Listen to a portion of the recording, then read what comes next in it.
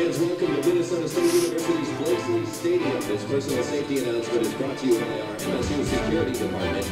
In the event of an emergency requiring the stadium to be evacuated, please proceed down the stairs in an orderly fashion out the nearest exit to where you are located. Further instructions will be given by event personnel. If you require physical assistance, please notify one of our event personnel at this time. The NCAA promotes good sportsmanship by student athletes, coaches, and spectators. We request your cooperation by supporting today's participants and officials in a positive manner. Profanity, racial or sexist comments, or other intimidating actions directed at officials, student athletes, coaches, or team representatives will not be tolerated and are grounds for removal from the site of competition. Please join us in this commitment to fairness for all participants in today's contest. Thank you.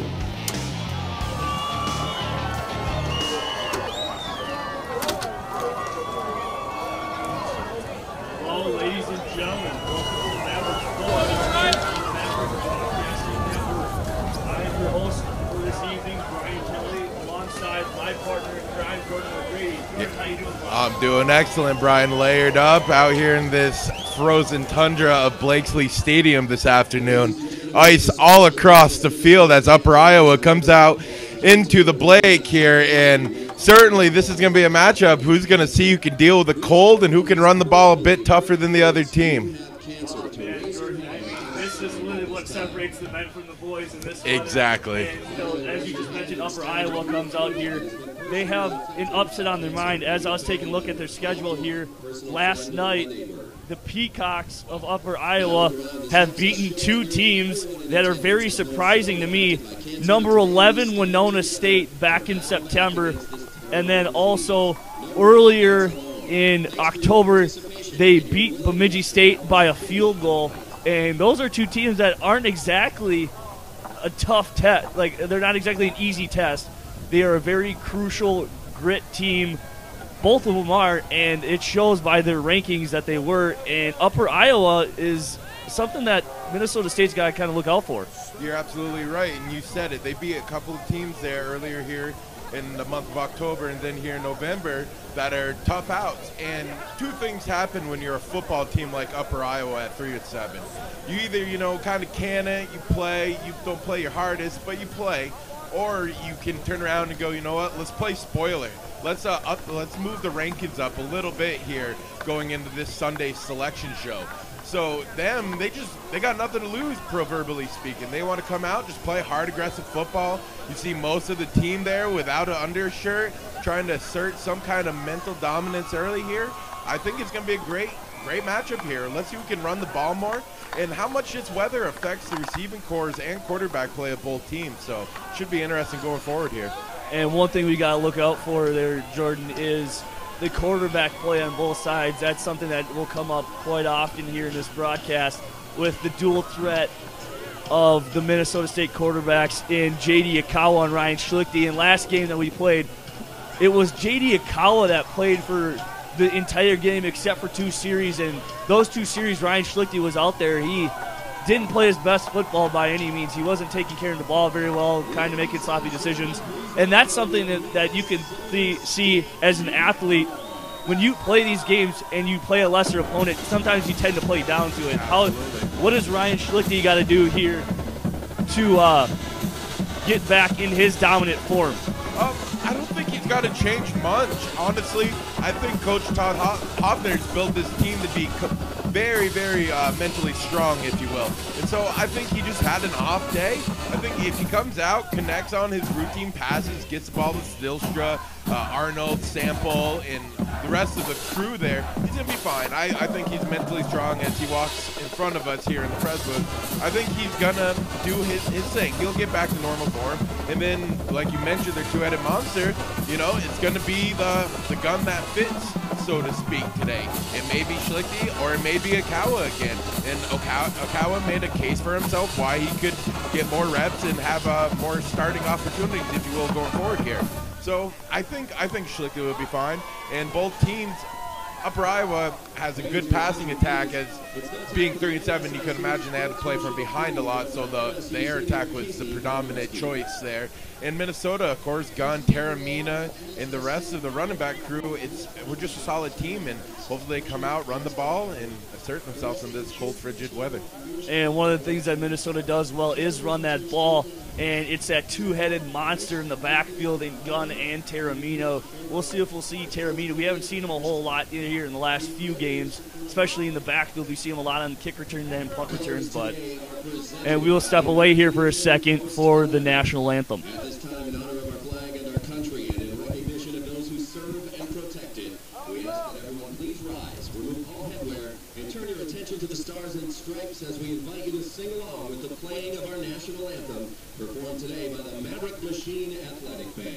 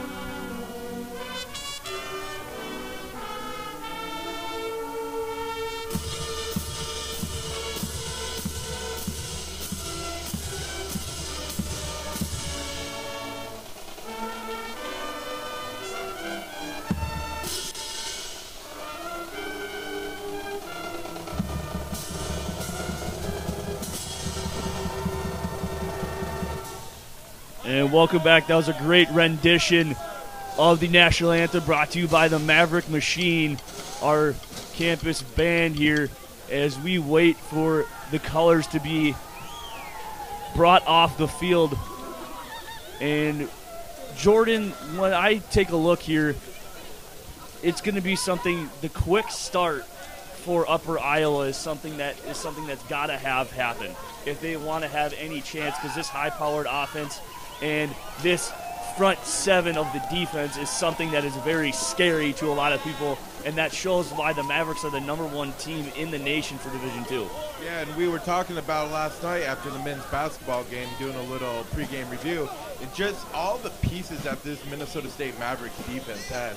We talked for a good minute about number 54, senior Jamie LaPlante, as it is senior day, Michael Palme and Zach Dodge, and just Alex Godel leading the team with 89 tackles, 16.5 for a loss, and 2 sacks. Just an absolutely dominating, commanding force for this Maverick defense. And this is where, you would think a team like this with those 6 seniors today and the rest of the well-oiled machine of the Minnesota State Mavericks, this is where they thrive, and this is where they're going to perform the best. This doesn't bother them. They've done this for 3 years, and this is just a walk in the park on this beautiful 16-degree day here in Mankato, Minnesota. As you see, all 6 of those seniors out there this is their last regular season game for them. As we go from left to right, number 88, Trevor Nissen, number 90, Zach Dodge, number 54, Jamie LaPlante, number 9, Michael Palme, number 15, Casey Benarski, and number 16, Keyshawn Davis are out there for the toss. And that's just got to be a class act by Coach Todd Hoffner, letting them all go out there for one last time. Yeah, and it's really special, too, and I don't mean this in any negative way to anyone that's not a big contributor to the team.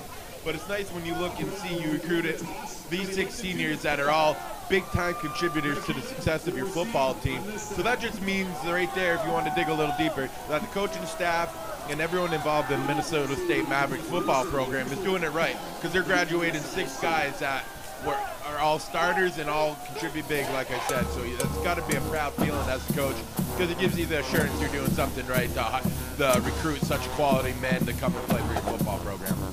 And Upper Iowa won the toss. They elected to defer to the second half and that means just this high-powered offense and the kick return trouble of number 6, Justin Taramina, and number 27, Justin Arnold, are going to have to start it off here, and that's something that is very scary when you have the 2 kick returners that they do in Minnesota State. Yeah, I stopped by practice on Thursday on my way out of a meeting at the CSU here on campus, and when they would go into their special teams, it's full speed the whole time.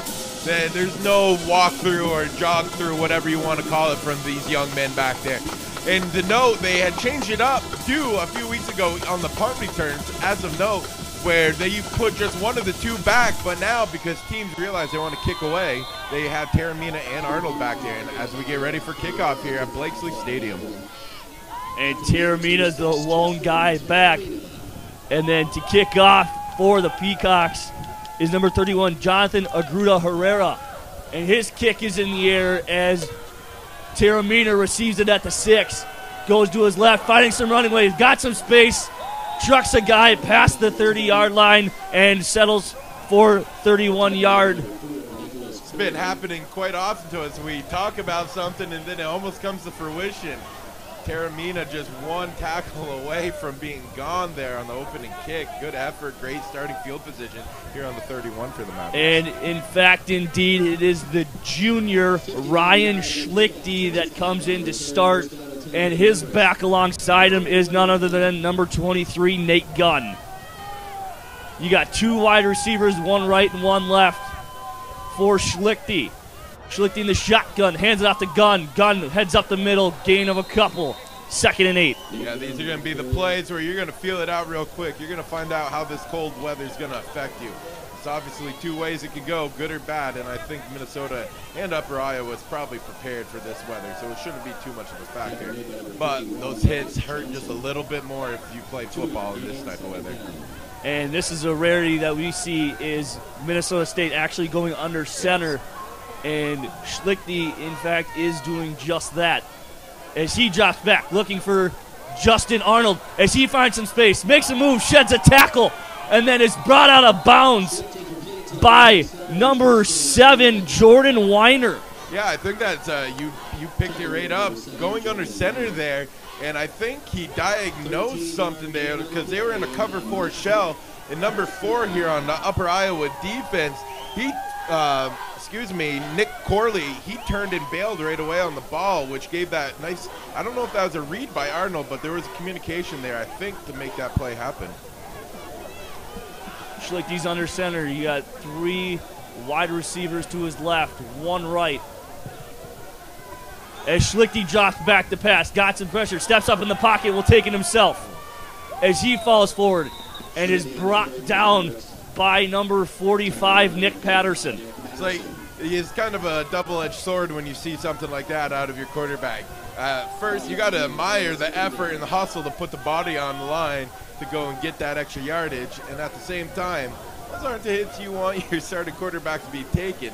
But again, admire the effort by Schlichty and stepping up through that garbage to get 5 yards out of it. As Schlichty is in the shotgun yet again, and he hands it off to Gunn. Gunn bounces it outside, and he gains 6, and that's another first down for Minnesota State early in this drive. Yeah, good job by Nate Gunn. Got right up on the back of his offensive lineman there.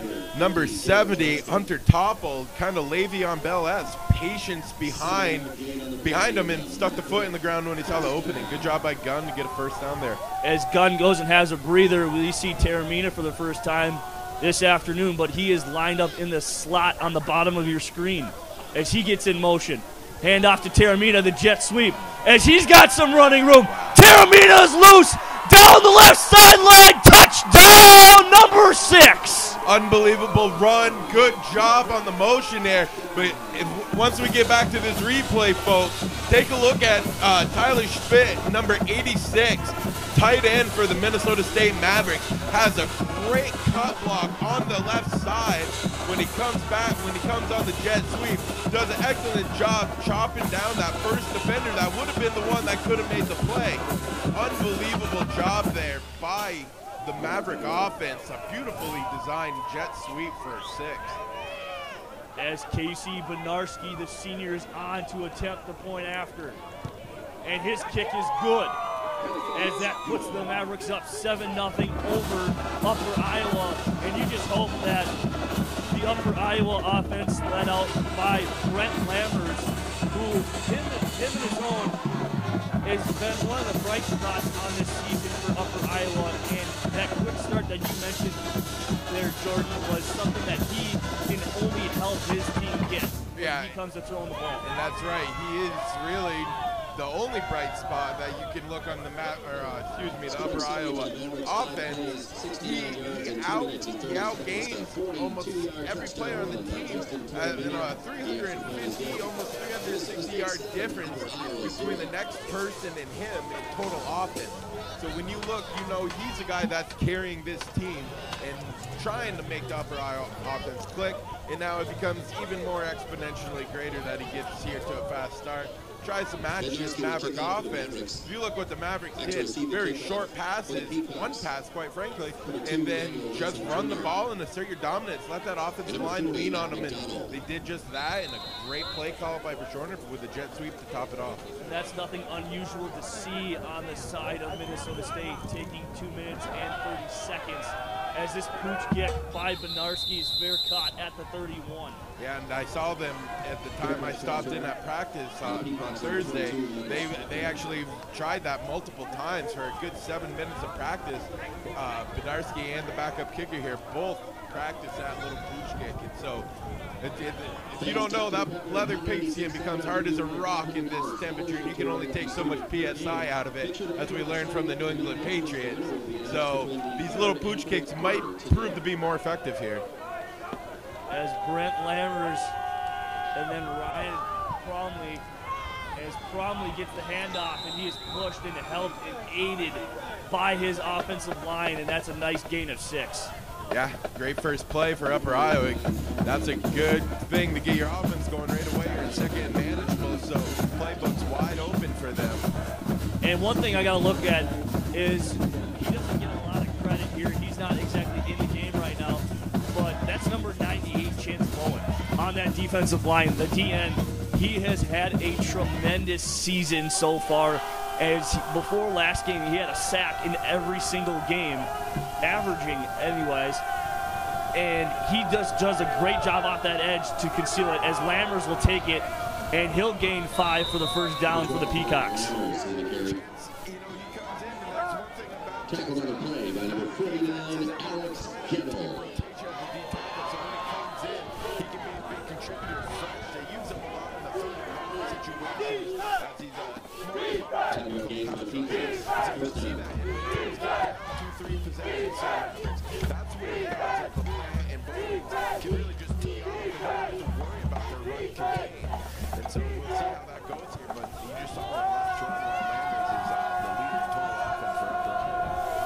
And then, as we mentioned, number 9 on the outside linebacker position, and Lammers rifles one over to his wide receiver in number 15, Alex Stevens. And Stevens is a guy that we highlighted last night too, as that dude is a for sure-handed catcher for the Peacocks.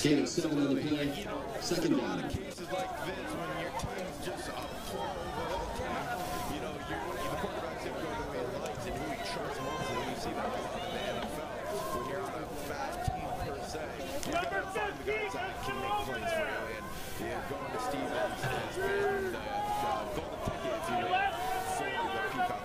And that pass right there just put Lammers at 3,000 yards for the season.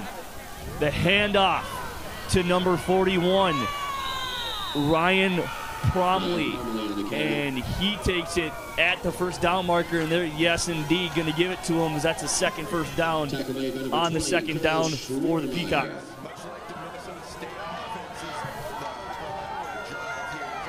Gain on the play. First down.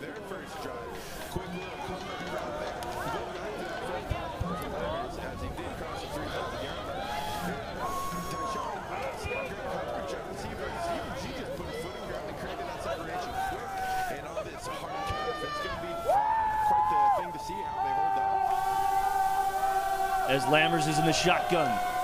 Cromley, and met in the backfield by number 95, Michael Buto.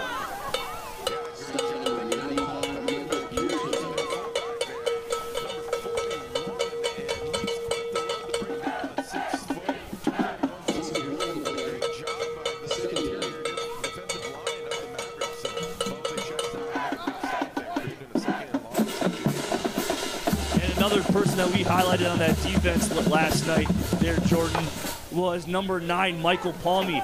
Michael Palmy last game was absolutely astounding on the defensive side of the ball as he broke up, got an interception. It was very unselfish in his play as Lammers' pass is incomplete, thrown short of his wide receiver.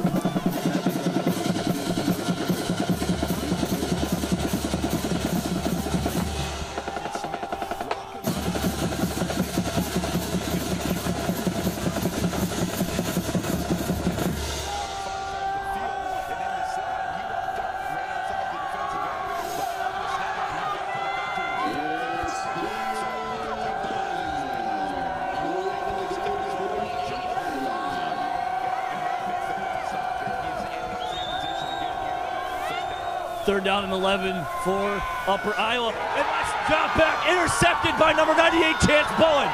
He sees some green and some white as he's brought down by Lammers at the 20, and there's a flag for a horse collar.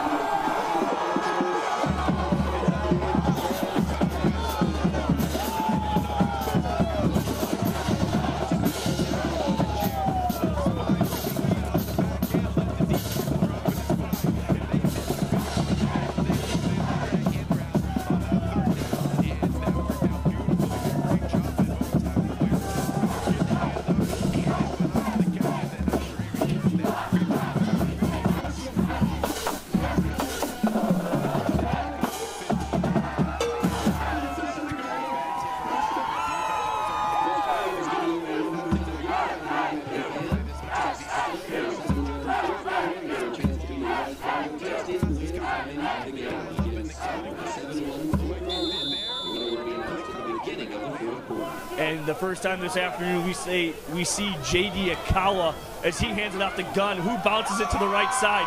Gunn is forced out by number 11, Isaac Barrett.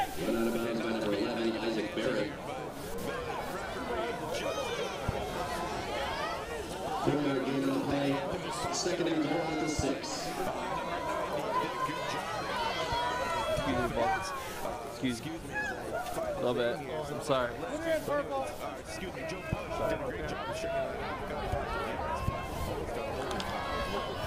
And Akawa with a short field to work with as they started the drive here at the 10-yard line as Arnold goes in motion. The fake handoff to Arnold, the fake jet sweep. Akawa breaks a tackle, and he's got reservations for 6, just like his partner Justin Taramina did short time ago.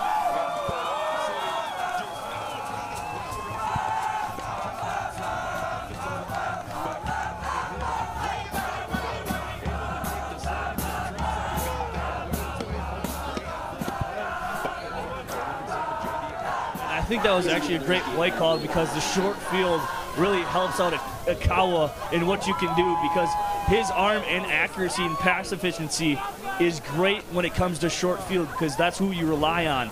As Benarski's extra point is good, but then again, you can also take it away and have him use his legs to gain yards. And there's just so much to account for Akawa and the weapons on this offense for Zylstra, Sample, the guys that are over 6'4" on this receiving corps. It's just, list just goes on and on.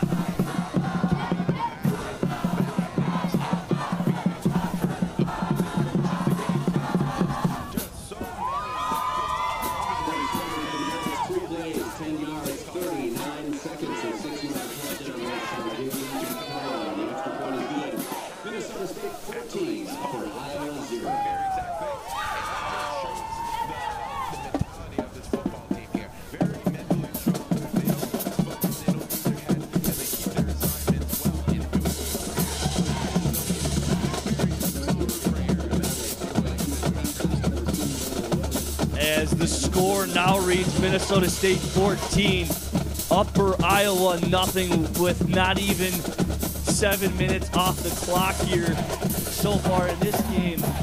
And it's just complete and utter, not a surprise though. But let's see what the fight in Upper Iowa is. As number 2, Daniel Ruffin is back deep. And that ball is loose, and there's a pile. And some Minnesota State players are signaling, and in fact it is. Minnesota State will get the ball back on the Peacock 17 to start this drive.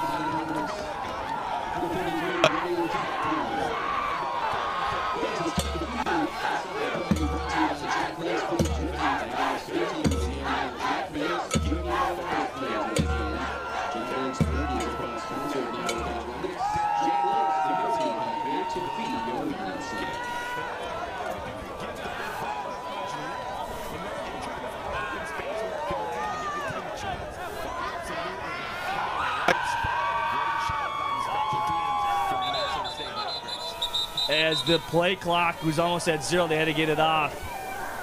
And there's a whistle on the.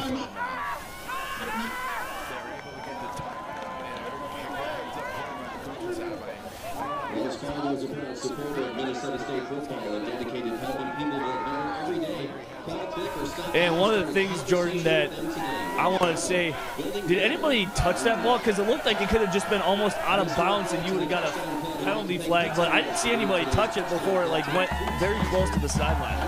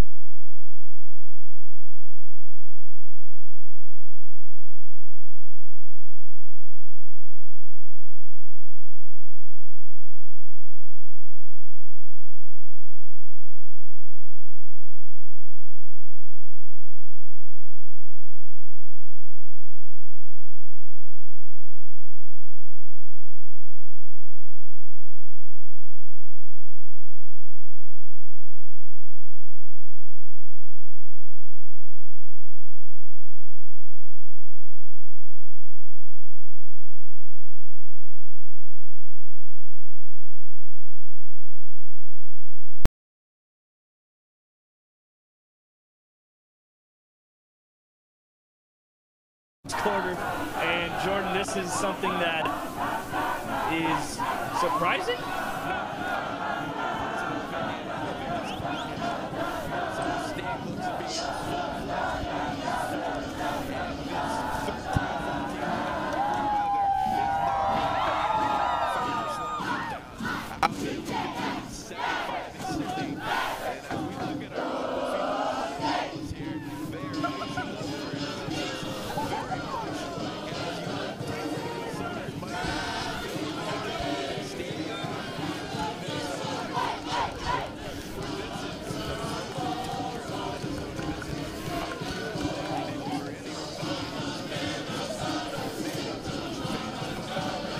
Thriving in it today. I'll tell you, it's not so fun for a fan when you feel the frostbite just coming at your toes, as I'm doing it right now. This is not very, as this the game just keeps going on and on. It's just going to get colder and worse. And as you see the wind at the south end zone, they're just blowing rapidly back as the winds are over 10 miles an hour, and it feels like 0 degrees here. And the pooch kick by Benarski is good, and it's fair caught at the 30. Yeah, I might as well keep going right back to it. It worked one time. We're shooting at a 33% rate now on the first 3, so it's bound to happen. And now this is, I mean, I don't want to, I feel almost weird for saying this halfway through the first quarter, but a big 3-and-out here and another score. Boy, you got to think that Upper Iowa team's got to be mightily demoralized already, playing in this weather and getting thoroughly dominated in all phases so far. As Brett Lammers comes back on for his second drive. Lammers fakes the handoff, finds his receiver, he's got some running room through traffic.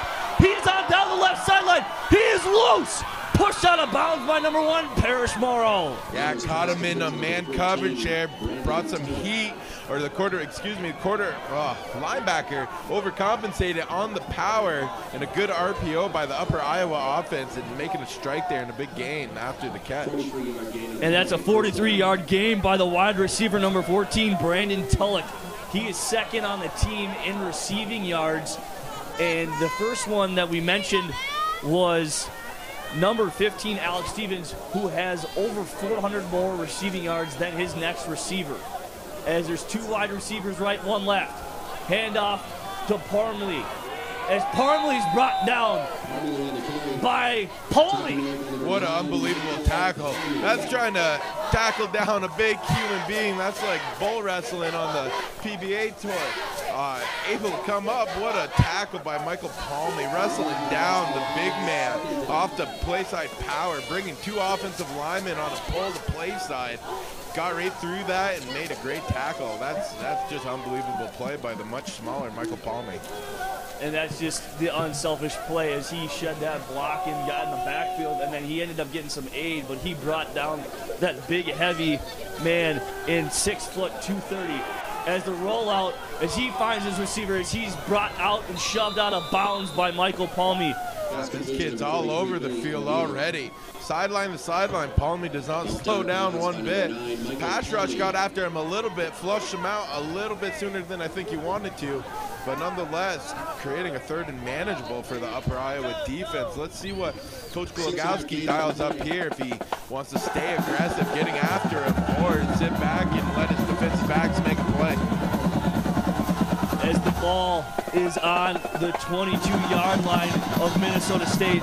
And if you're, Jordan, I'm going to ask you, if you're the Upper Iowa head coach, you wouldn't mind taking 3 points in this situation if you do get stopped here on 3rd down. It's a handoff, and that's not going to happen. As Parmley is inside the 10-yard line, brought down at the 7. I think you bring up an interesting point there about how they're going to attack their scoring opportunity. When you're a 3-7 football team, I think you got to realize you got nothing to lose, and you're going to go for it on almost any reasonable 4th down. So if you're Minnesota State, you just got to know it when you get down to this red zone territory, be ready to play 4 downs, because I don't honestly, Brian, I don't think 3 points would really matter to them. They're not playing for pride unless they're scoring 7, and 3 is just kind of, yeah, a give up, a half give up, if you will. Yeah. The first play inside the red zone this afternoon for Upper Iowa. The handoff to Parmley as he's met immediately at the line of scrimmage and brought down for a gain of 2. Yeah, I think the Upper Iowa offensive coordinator here likes what he's seeing out of his big running back here early on, as they gone to him multiple times here. Not a bad job up front, but boy, trying to I did not see a flag. It was hidden in the corner of my eye here in the press box. Did him a legal formation. Too many men in the backfield. I'm not quite sure who was the offensive lineman or receiver that may have lined up too far back, but nonetheless, we'll take it back to the 12-yard line, which bodes well, kind of eliminates a bit of that running threat here. Let's see what the defense dials up here for this tough running attack so far for Upper Iowa. But you can't be too discouraged, as you can throw the football on this Minnesota State secondary, as they've had a little bit of struggle with it early in the season, but they've managed to do a whole lot better in the past games. As Brett Lammers decides to take it himself, he bounces out on the right side and is forced out by Alex Godel. Yeah, he seems to be quite the threat here, and no wonder why he out-rushes, out-passes almost everyone on the team, and he definitely has the most total offense for Upper Iowa. But this kid can do it all at quarterback. He's thrown a couple strikes to guys here and able to run well off these power plays, QB power. So big 2nd and goal at the 5 here. Let's see you what, they call the playbooks wide open. They've had pretty good success overall offensively, not equating the points. That was a huge gain of 7 on that first down play as it puts them back to where they would have been on the original run by Parmalee. Parmalee plows over someone, and I can't necessarily see who that is at the moment, and that is Cole Schroedermeyer, but Schroedermeyer brings him down at the 1-yard line. Yeah, I think this is what Upper Iowa wants, and if you're Minnesota State, you got to expect that run up the middle, and then your second thought was going to be some type of play action here. A little tight end zig route, getting down flat on the goal line, just enough in, and you got to look for a corner out to the far pylon here. But if I'm going to hedge my bets, I'm putting it, the ball's going to end up in number 41's hands here. Looking like a power right here. Our backside guard is going to go right. And exactly that play, and he scoots his way in. And that is in for a Peacock touchdown. Touchdown by number 41, Ryan Parmalee, the 6', 230 senior. Yeah, exact play I thought they would run. Having the lead back there come across early in the snap count, backside guard pulling around, leading up through. Parmalee able to find a back door open and then barge ahead for a 1-yard touchdown. Good job by the Upper Iowa offense. Good response there. And here's Argueta Herrera for the point after, and it is good as they decrease the lead to 14 instead of 21. And then they will do the kickoff here, and it's just nothing but a back and forth match as it's 28 points so far scored in this first quarter. Nothing unlike what you would expect here, Jordan. Yeah, one of the longer first quarters you're going to see. A lot of clock stoppage, a lot of first downs here. And a lot of scoring opportunities for both teams. And they're moving the ball pretty easily on both sides of offense as the first drive of the Peacocks, I know it resulted in an interception, but they were moving the ball quite well as they had almost 3 first downs on Minnesota State, which is very unusual for an opening drive to do that on a spectacular defense in which Minnesota State has. Yeah, I think they found something that's working, and the big man there, number 41 for Upper Iowa, tough cat to bring down, but this offensive line for them, for the Peacocks, is quite aggressive here and having some kind of success up front with this Minnesota State defensive line here. Got to bunker down a little bit on defense, get a little bit more help in the running department, see what happens here. I'd kind of let them see if they can beat you over the top, but right now, you got to find a way to stop this rushing attack. And Aguirre Herrera is getting ready as he's looking around and getting ready to signal as his kick will go to Taramina. And this one's shorter than the first. Taramina will receive it at the 8. Goes to the left side, tries to bounce it up, but it's tripped up. What a great tackle by number 42 of Upper Iowa. Yeah, good play. Threw the body out there, got him at the legs, able to bring him down nicely. Not a bad job holding him to the 20 here. So as a defense or special teams coach, I think it's going to go down as a -5 in your return department. You can get the ball at the 25 with a fair catch. So Minnesota State offense backed up just a little bit more than they could have been. And here's Akawa as a fake jet sweep to Taramina. Akawa will go up the middle, and he'll gain 1. Yeah, a little shifty there. Got a little too happy feet, if you will. Didn't really decide on a lane. Kind of got bounced around for a gain of 1 here. Second and long. It's interesting to see if Bishoner will open it up a little bit. They've been predominantly running the ball to very good success here, but let's see if he lets Akawa and Schlichtley start chucking it around a little bit. Tests the secondary of Upper Iowa. Tight end in motion here. They're going to go to a flex trips look with the tight end in the slot. That's a good matchup there as he's a bigger than outside linebacker. Just a bit airmails it over the head of Shane Zylstra. Overall, not bad defense. I think he had a good matchup there with the tight end, number 88, Trevor Nissen. May have missed him there, but falls to the ground incomplete. A 3rd and long here. Upper Iowa has done a good job, a decent job this year at about 35% third down percentage, getting off the field. Let's see if the Mavericks can convert here on a 3rd and long. And this will be a test for Akawa here, as his throwing skills will be put to the test.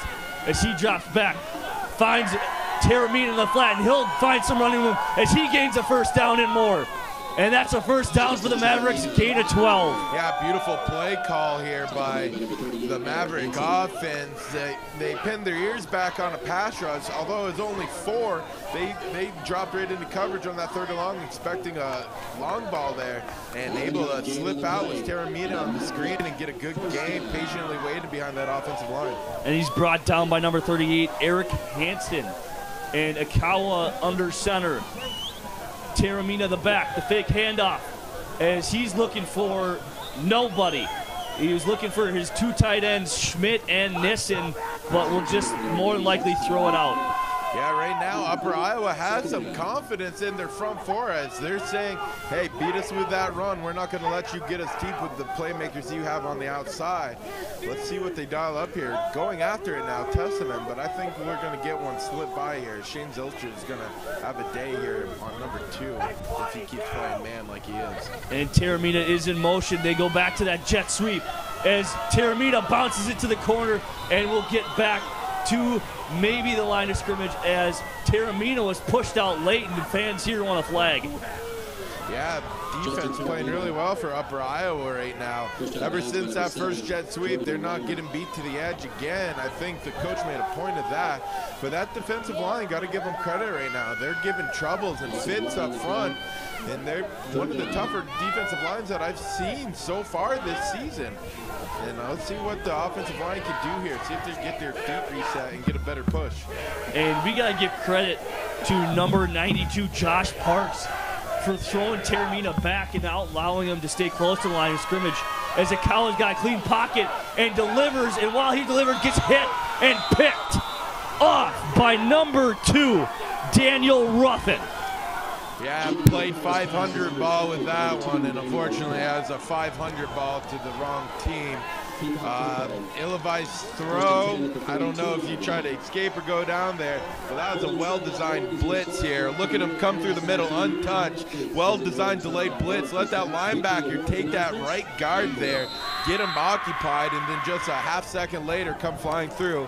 That's a great job by the Upper Iowa defense. They're designing a beautiful blitz to get that hit on and get the pick, excuse me. And Akawa absolutely took a shot by Nick hit. Patterson.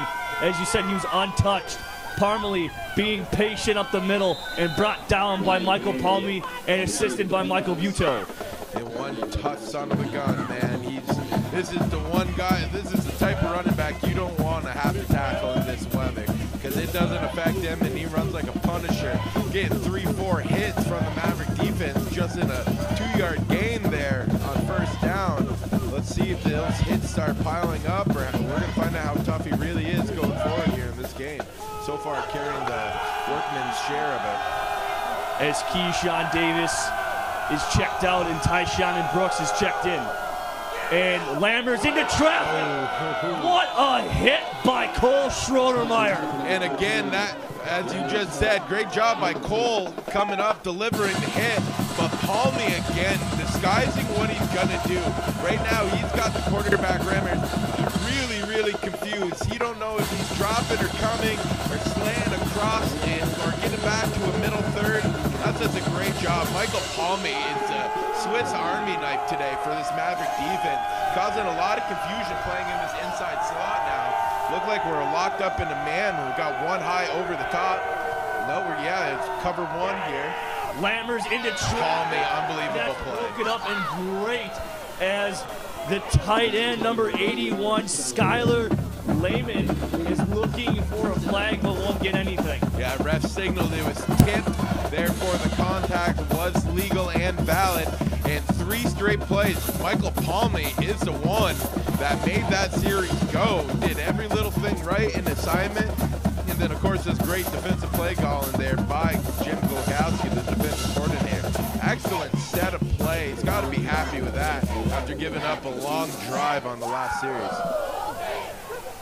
And the punt is shanked and out. That's off. And that luckily wasn't off Cole Schroedermeyer as that bounced out at the 37. Sure did look like it there, didn't it? It was just an optical illusion there from a distance. I almost even said that hit a Minnesota return man. But Schroedermeyer was very lucky. I think it bounced like just shy or just to the right of him. Yeah, from our standpoint, it looked like it hit right off his heel, and especially the way it bounced there. But nonetheless, only a scare for us, and luckily not for the Minnesota State offense. As Schlichty is under center, motions Arnold. Handoff to Gunn. Gunn will go to the right side. Up the middle for a nice gain of 8. See, and this is what I meant earlier when I said they were getting cute. Too much motion, too much trying to get the outside. Look at what they do right there. Line up, as we come to the end of the first, line up in a simple power formation and get 9. That's what this offense needs to keep doing, because Upper Iowa can't handle that game as they've seen so far. As that was a very long first quarter, you are watching Maverick football on the MBN network. We will be right back.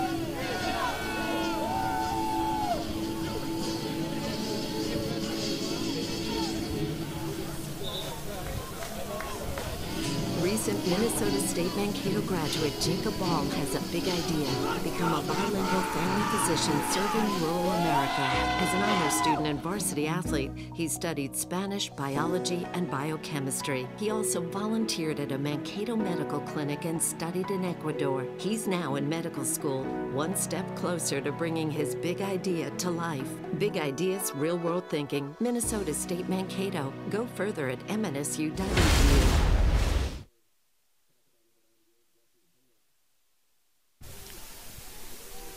Yeah, good stout play there by the big man up front. Substantially bigger than every defensive lineman on the field as he just towers over the guy next to him. So far, he's been quite the presence up front, causing a little trouble trying to run between that A and B gap. As Taramina is set in motion, the fake handoff, Schlichty will take it as he finds some room up the middle, and that's a nice gain of 5. Yeah, that was a great job on the right side of the offensive line for the Mavericks there.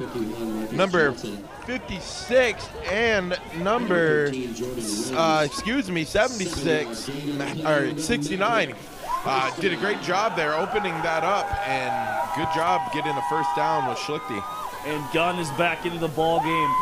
And we haven't mentioned this guy's name at all in the first quarter, and that was Zylstra, as he has seen zero action. As Gunn, the patient runner, bounces it to the right side, stiff arms, and is ran out of bounds by number 11, Isaac Barrett. Yeah, if it wasn't for Gunn's athletic ability there, big number 98, Jesse Heineck, had a big tackle for loss, but able to jump through the outreaching tackle from Heineck and picks up a gain of 5. Just a great personal effort there on the part of Nate Gunn.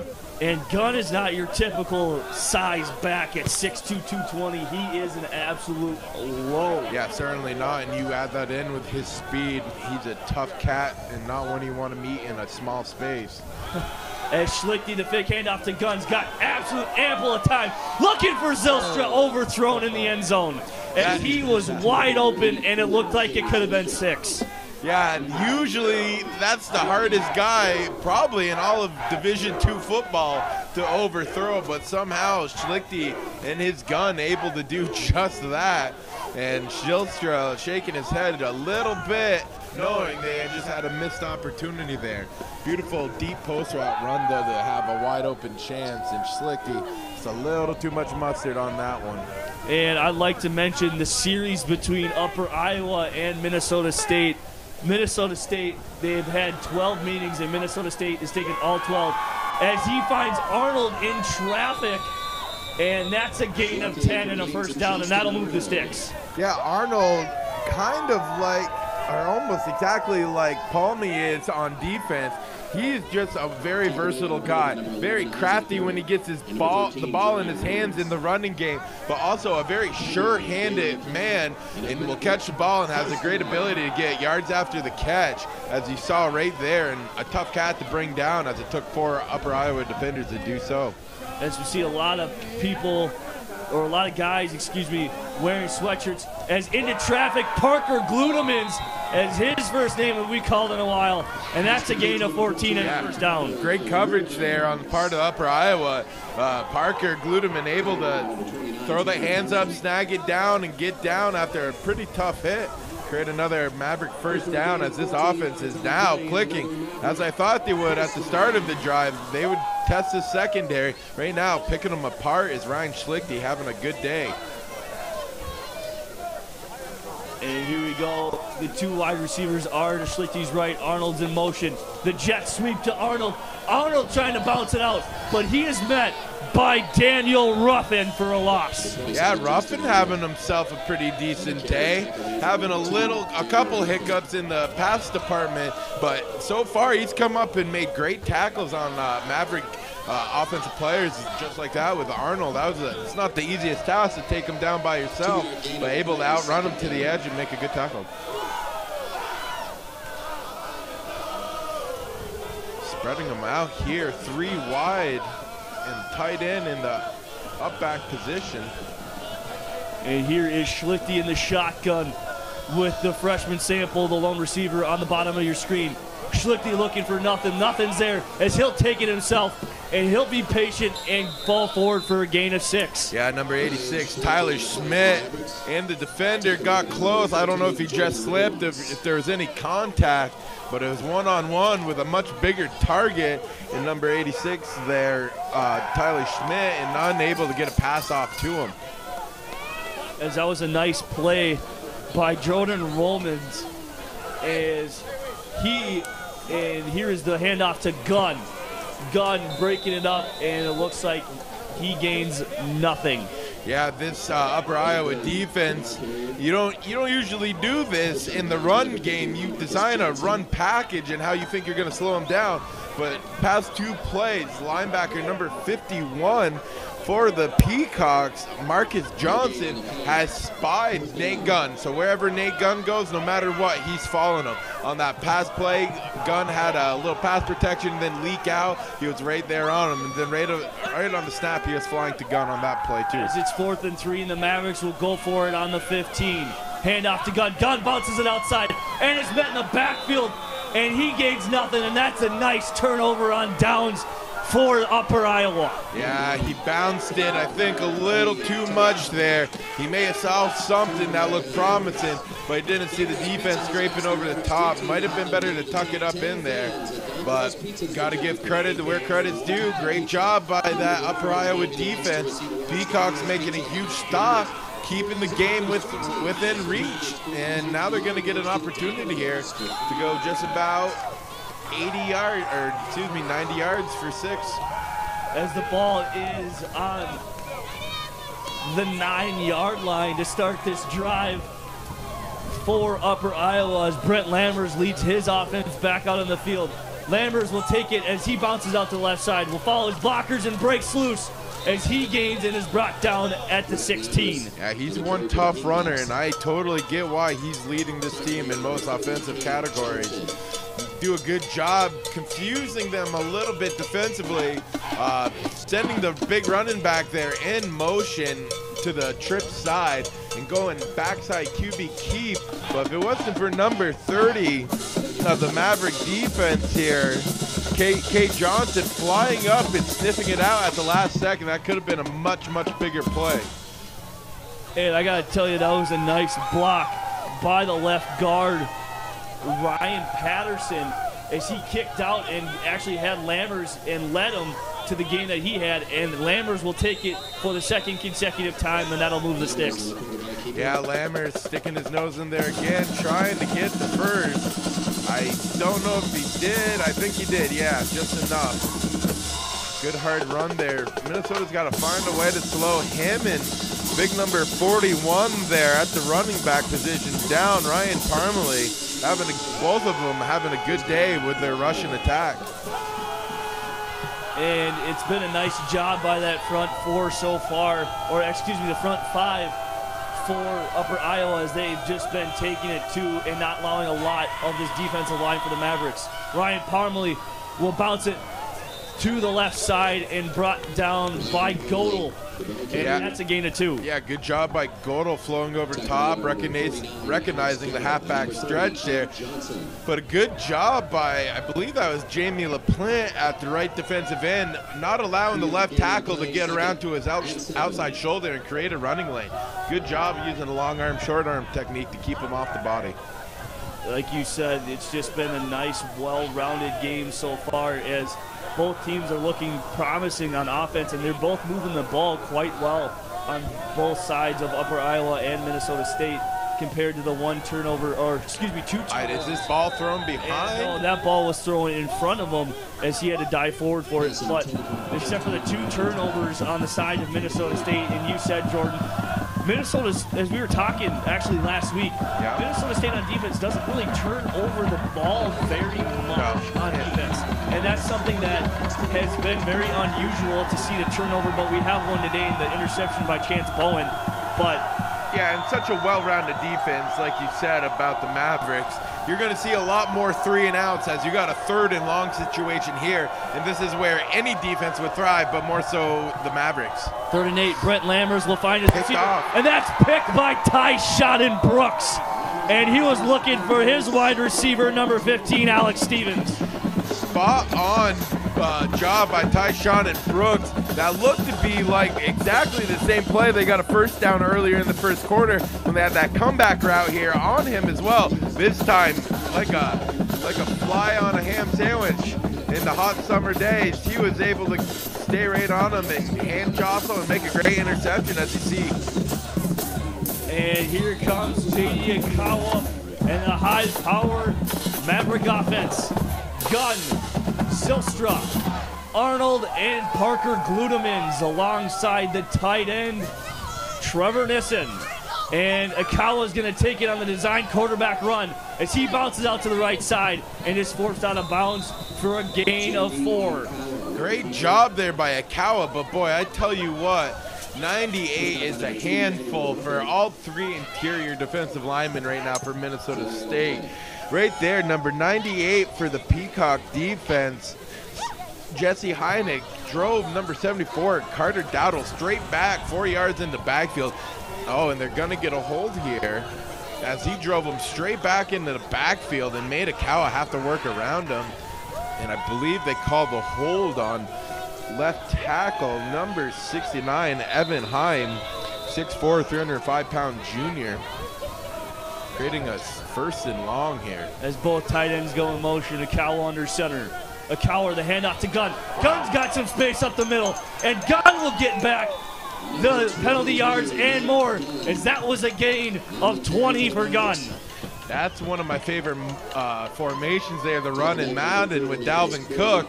By having the 3 big tight ends up on the line of scrimmage, every man is accounted for up front. You got multiple double teams creating great movement, and I like the formation again here. A lot of great blocking angles out of this, and really tough for any defensive back to get in there. Is that penalty? Wow.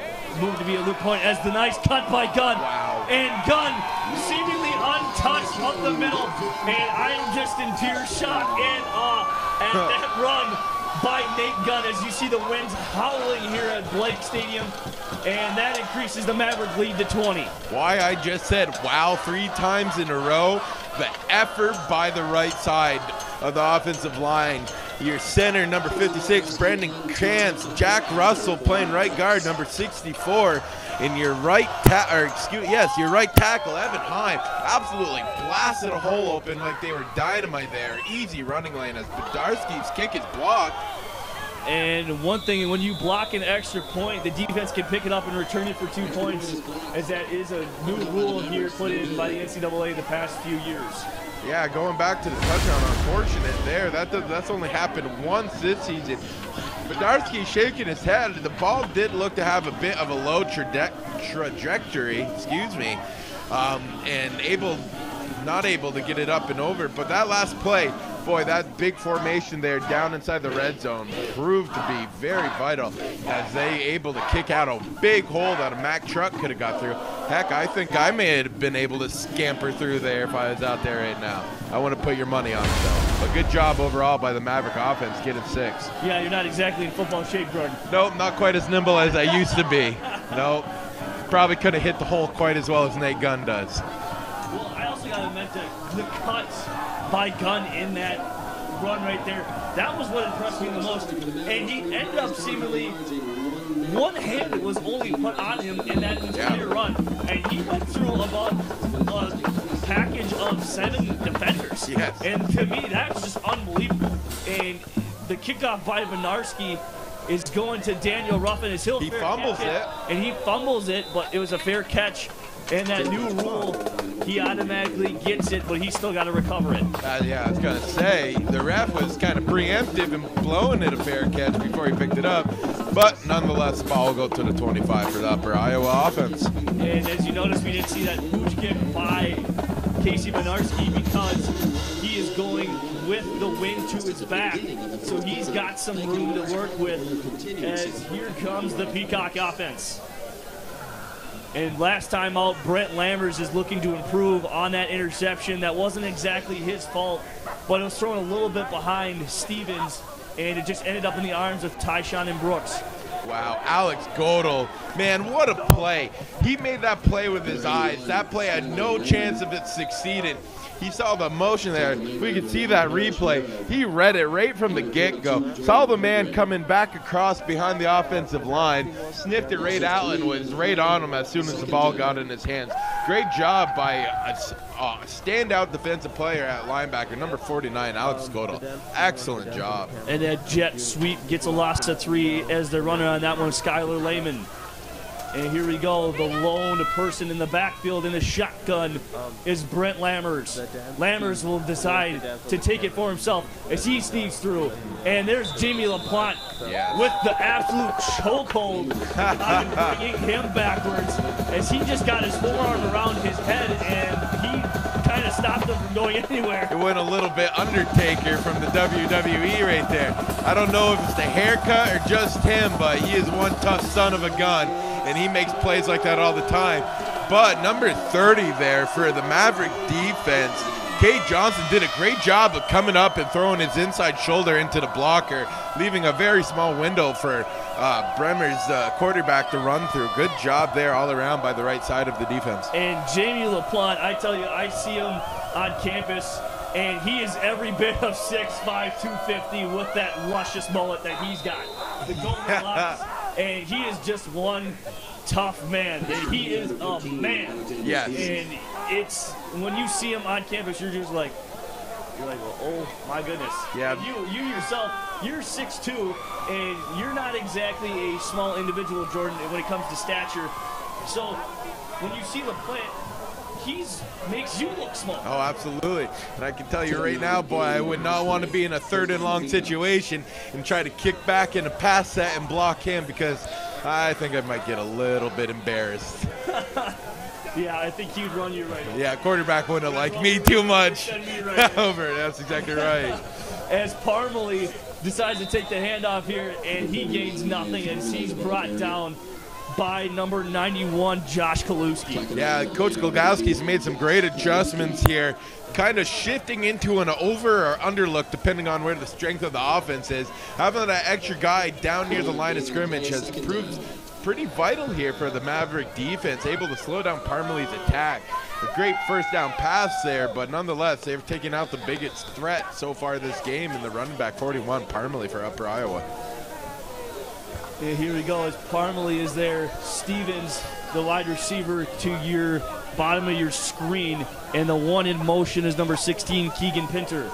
And great job. And a great job. And a sack by number 98, Jake Bowen. And he's exactly what we talked about. That was a second and long situation, but that's where he's at his best, when the threat of the run is not really there and he can pin his ears back and go get him. Just a great job by the Maverick defense. And as we take a look here at our camera crew, we'd like to thank for all the men out there and women that are being our camera individuals. As you see us up here in the booth, I'm your host, Brian Kelly, alongside to my right, but to your left is Jordan O'Grady. And we are loving it here in the weather, and this box is freezing cold. And it's unbelievable how cold it is in this here. As that loss, and the pass rush, Bowens again. And Zach Robertson is the first to get to Lammers, and he brings him down for a loss of 10. Yeah, and this is what Minnesota State does really well. And this is on the coaching side of it here. Is I say every week in every broadcast we have, they do an outstanding job of slow playing their hand. That first quarter, they're going to come out, play a lot of base looks offensively and defensively. And as the game progresses and they see what you do and respond to their base packages, they're going to start dialing it up on those third down situations with the great pass rushers. As he almost gets there, it's a bad punt off the side of the foot. Takes up. And it just takes a bounce as it looked like he was going to roll backwards. And Minnesota State will line up at the upper Iowa 42. And that was almost blocked. And that could have been something of a little bit of more chaos here on the side of Upper Iowa, as they're already down 20 here with 3 minutes to go in the first half. And me and you are kind of both saying, thank you, Lord, as my toes are just kind of taking care, as I am in a suit today for some reason. I don't know why. I thought it was a good idea to look spiffy for maybe the last game, but I hope not. As Schlichty drops back. All day to he's throw. got Zylstra on the double move. Touchdown. As he's looking for Zylstra. Touchdown, Mavericks. 42-yard connection. Schlichty, Zylstra, 9 seconds. End zone. Gamer. Yeah.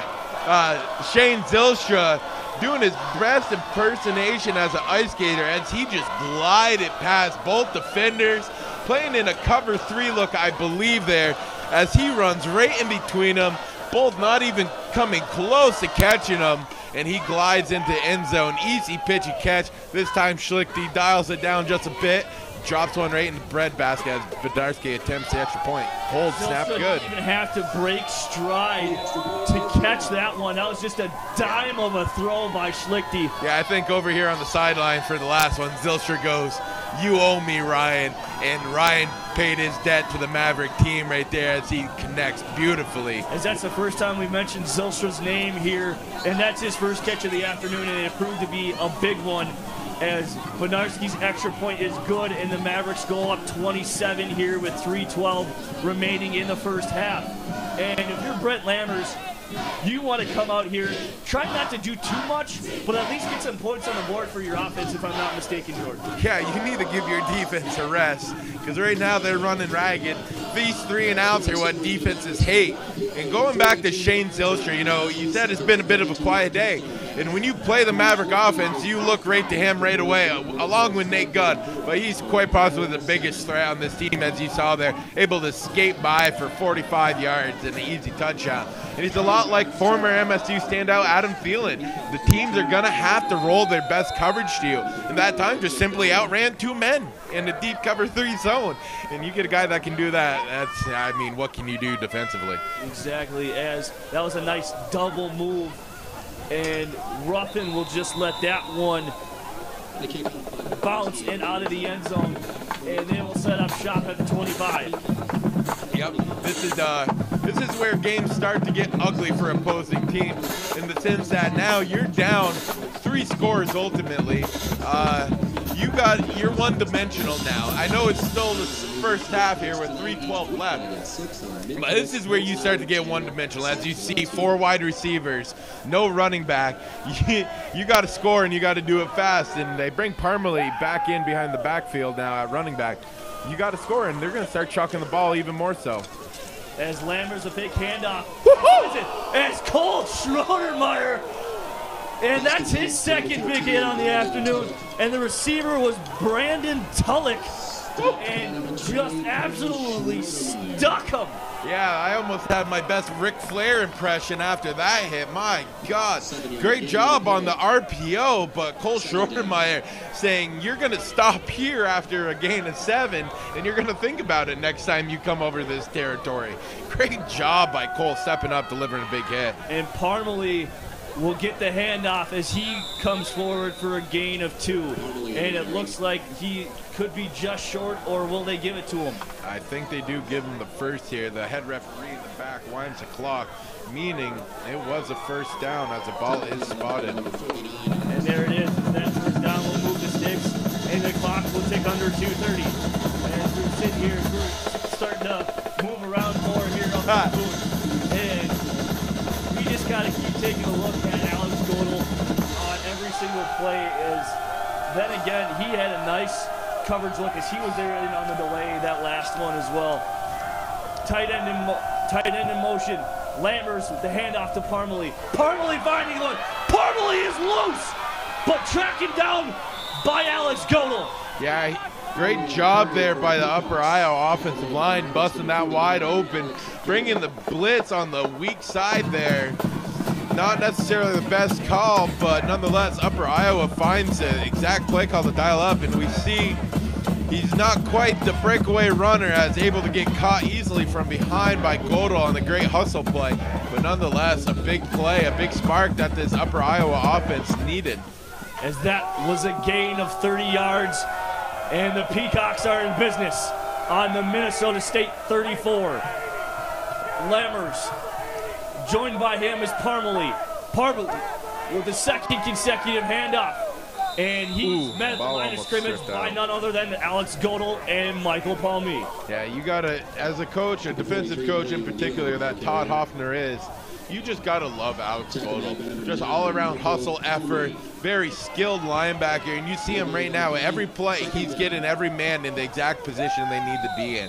He's a great conductor of this defense, all-around great athlete and great football player. It's just got to be, you got to be ecstatic to have a guy like him on your football team. Yeah, you really do. It's the hard effort and the amount of work that these guys put in year in, year out, week in, week out, day in and day out. It's just quite astonishing. As Lammers drops back to pass, clean pocket. Great defense, great defense. 14, Braden Tulloch, and that is just great defense by Parrish Morrow. Yeah, both guys getting a little handsy there. He kind of looked back for one, but both of them knew they were getting pretty physical there, and I think that was a great no call by the official and just letting them play. No need to throw that flag. And here we go. They bring in the pass rushers. You got 3 defensive ends in the game here. Bowens checks in. Let's see what they dial up. You get the one-on-one here on both sides. One of them's going to win. Let's see what Lammers can do. And one of the things, Jordan, I love when they just let them play the game, because I know as Robertson comes in on top. Oh, great hands. Nice break up by Parrish Morrow as he stares down number 81, Skylar Lehman. Yeah, Parrish got beat a little bit, but having the wherewithal to get his head around, locate the ball, and double hand punch that ball right out of the hands. Great job here. And as I said earlier, you got to expect when they're in plus territory, the Upper Iowa offense, that is, you got to expect they're going to go for it in 3rd and long here. Let's see if this defensive back secondary can hold up one more time. As it is, in fact, 4th down and 10, and the family section right beneath us is going nuts. Split sack. And, oh my goodness, Zach Robertson. Great breakup by Jack Curtis. Zach Robertson untouched to Brent Lammers as he took a shot. And that can't feel good as you go down to this frozen tundra of a ground, and that ground has got to be absolutely rock solid. Yeah, this defensive line playing like the early Purple People Eaters in the 60s and 70s of the Minnesota Vikings, in very similar conditions that they played in. And that ground is not the easiest landing pad when you got a defender coming untouched and blasting you right in the chest. Great job by the defensive coordinator dialing up yet another prime blitz on a 4th and long. As Ikawa and company got 46 seconds left to do something but I'm pretty sure they just won't do anything. Or maybe not. Akawa, Got him again. Looking for Zylstra, overthrown as he had a step or two on his defender, and that results in a 2nd and 10. Oh boy, you got to be shaking in your boots if you're these two safeties for Upper Iowa. 3 times now has Shane Zylstra just absolutely torched you. You had no chance other than a bad ball, which you've gotten twice. Well, you got to be a little bit scared, and you might have to start shifting out of this Tampa 2 look into a cover 4 shell here, because they have very little success. As they will just, in fact, hand it off to Gunn as he finds some running room and is brought down for a gain of 5. 2nd down, they still have 2 timeouts, but looking like they're, I don't know, miscommunication. Getting to the line now, have wasted just about 12 seconds. Bad job here in clock management and still wasting time. Get the call in is what needs to happen here. Well, I don't think that you're going to try to score here as you got 10 seconds, but you have the lead and you're up by 27. And right now it just looks for class and whatever, as that looks like it was going to be incomplete and the clock will stop at 4 seconds. That's where I have to disagree with you, Brian. You're still playing a football game here. You got 2 timeouts left, just under a minute. You're on your 35, or excuse me, on your own 40. Go for it. When you got a Lego at Casey Bedarski, you never want to leave points out on the field when they're definitely attainable. And now I think they're just going to elect to probably just take a knee and take it in and get warm here for 15 minutes. Well, and I assume they're going to hand it off to Gunn here, and Gunn, in fact, will get it, and he'll just waste up the clock as he finds some space, and he's into traffic and into Peacock territory, and that's how the first half will end. It's halftime here at the Blake with the score: Minnesota State 34, Upper Iowa 7. We will be right back with your halftime show on NBN Network.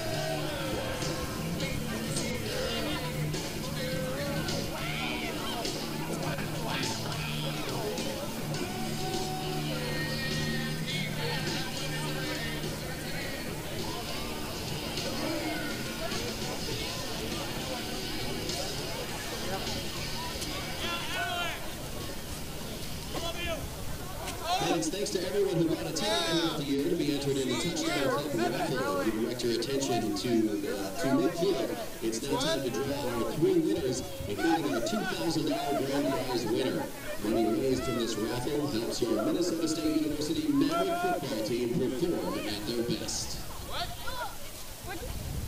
Our first winner tonight is Mike Wright.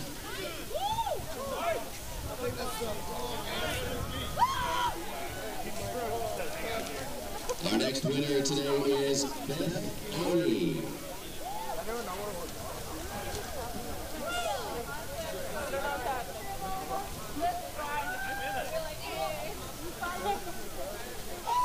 And our $2,000 winner today, congratulations to Richard Edmond. Congratulations to all of our winners today, and thank you for your support of Maverick football. And now, Maverick fans, let's welcome to the field your Minnesota State dance team.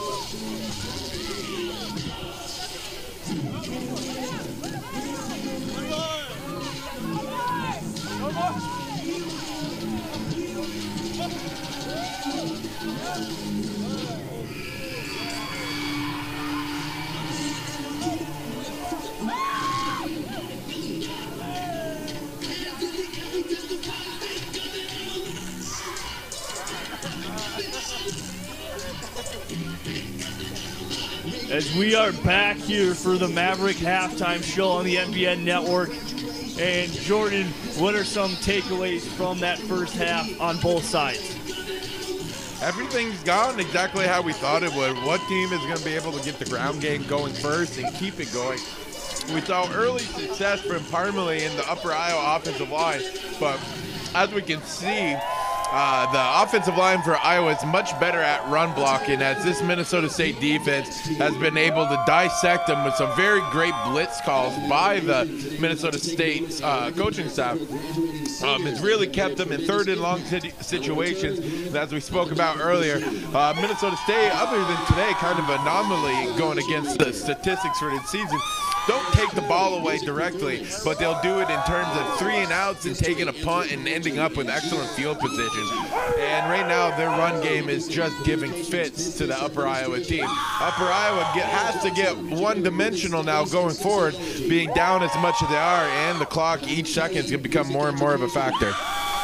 And one of the things, Upper Iowa is moving the ball pretty decently against this Maverick defense, especially on the ground game. That's something a little bit surprising as you take a look here at Ryan Parmalee and Brent Lammers both having some success on the ground, with Ryan Parmalee averaging 5.6 yards a carry, and then Brent Lammers, you know, the sacks come into it and conclude it, but in realization, in the reality, he's got 26 yards along with Ryan Parmalee 69. Yeah, right now, and most of the second quarter there, they move the ball well in between the 20s, and you'll get that a lot when games start to get like this.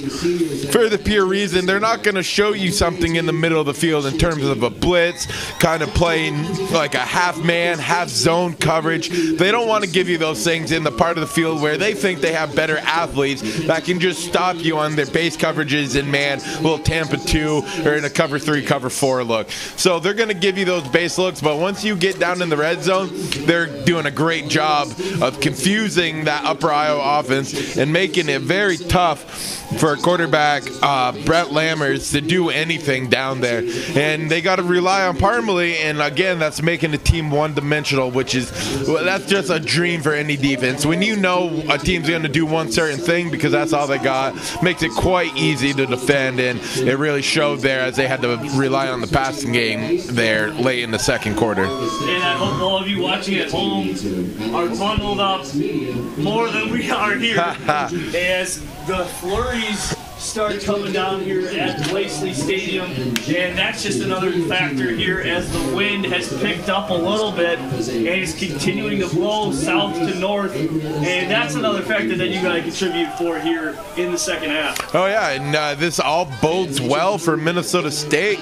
When I stopped over on Thursday to watch practice, it was very similar conditions, flurries coming down, like they are now, and very frigid, and this is proven to be very, very pivotal for them because Upper Iowa struggling. Like I said, those hits hurt just a bit more when you're playing in weather like this. This is where you feel it, and this is where it's going to sting a little bit more on the hands or on the bare skin. And right now, Minnesota State playing like they played in it all year and very non-factor to the Mavericks. and winning for the Mavericks against Upper Iowa is something that's very, very familiar over the last 12 years, as this is the 13th meeting between the two teams, and the last meeting was in Upper Iowa back in September, and the Mavericks won 52-7. And the first meeting ever, the Mavericks took that one back in 04, 38-0. But the largest margin of victory was back in 2013 of 66 when the Mavericks won 73-7. So it's just a common theme here against Upper Iowa for Minnesota State to be up early in the ground and pound. But I understand they're college athletes. You know, anything can happen. This is sport. But what if you're Todd Hoffner and you're in the locker room? What do you got to say? Keep putting your foot on their throat, or what do you got to say? Yeah, this is one of the tougher things in football. When you jump out to a big lead, you kind of start pulling the reins back a little bit and just kind of keeping everything in front of you, making solid tackles. And, you know, there's going to be a lot of things they do to mitigate this. When Upper Iowa's on offense, if they're moving the ball, just don't let them score quick. Make them take minutes off the clock. And much like on offense for you, keep running the ball. Let Nate Gunn keep doing what he's doing so far today, as he's had a pretty good game on the ground with 84 yards so far. Probably will break the century mark once we get to that point. But just keep relying on those things. Keep letting the clock tick. Don't take any unnecessary risk, because you're not doing anything extravagant to begin with. So you're going to get your touches and your chances to keep scoring. Keep doing that, but make it a long drive every time they got the ball if they do score. And then same for you. Take your time. No rush. No hurry up. Let this weather set in on Upper Iowa, and then you go and finish a great ball game you started. Hey, fans, I'm going to remind you, or I'm going to let you know here, after the game, we will not have a post-game show, as Jordan and I got to head across to the Taylor Center. We just encourage you to keep watching and listening as Maverick basketball takes on Missouri Southern State, as Mavericks won in a good one last night against Lindenwood University, 88-85, and it was just a back-and-forth matchup. It was a great all-around game. Absolutely. But we got to look for the Mavericks there for the basketball team, and so we will wrap it up there. Most likely, if we have time. If we don't have time, we'll just get right into the game. But that game starts at 3 o'clock. So if you are listening and you are in your warm climate of your household, by all means, come to the Taylor Center and support your Maverick basketball team, as they have looked pretty good last night, as they shot well from deep and from the free throw line. So, and also from the field, man. Yeah, absolutely. Kevin Krieger had one heck of a night last night. Absolute beast under the basket. Had a double-double. I forget exactly what he finished with, but I know at one point he was 15 and 12 rebounds. I know he ended with more, but dominating performance down low, as Lindenwood and Dekvas, if I remember correctly, had a great attack under the basket. Some big human beings themselves.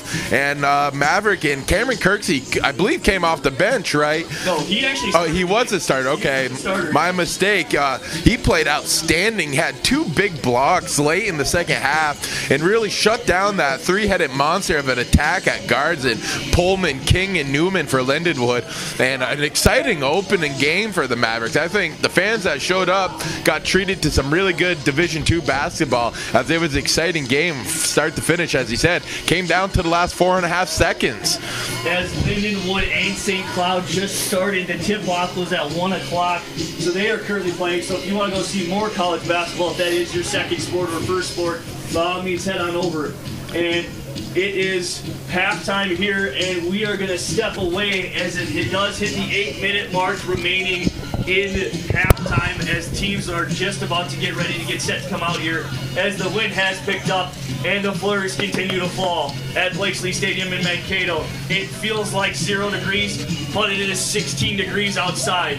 I am Brian Kelly. We will be right back with third quarter action in just a bit.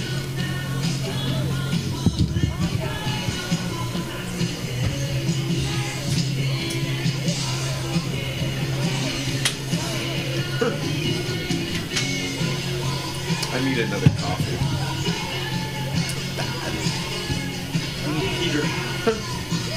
Actually, what's my feet, bro?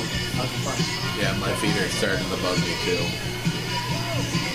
I I got 2 pairs of socks on, but sport is not helping either. Listen, yeah.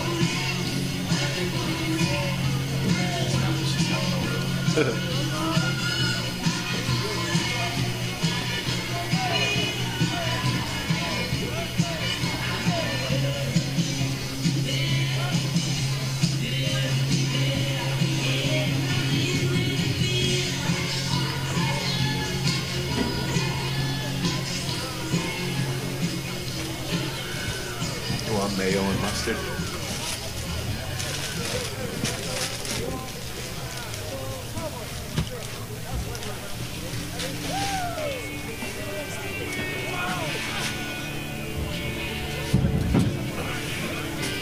Not a tomato guy.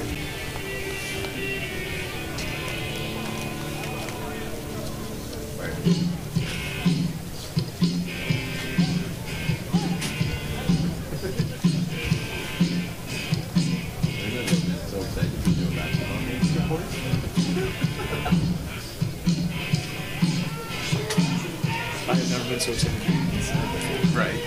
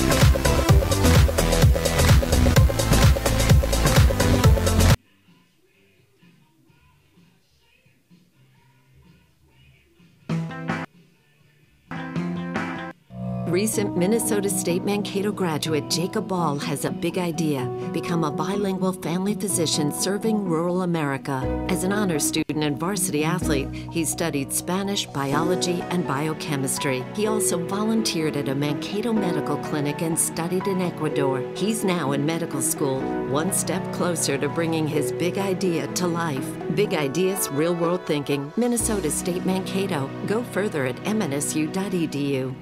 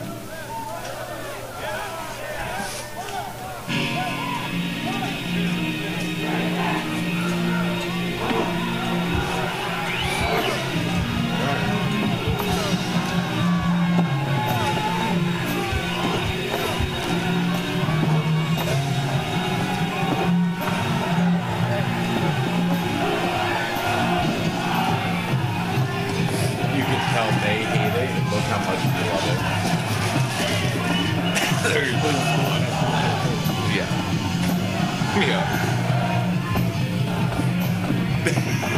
a great point. I didn't even notice that.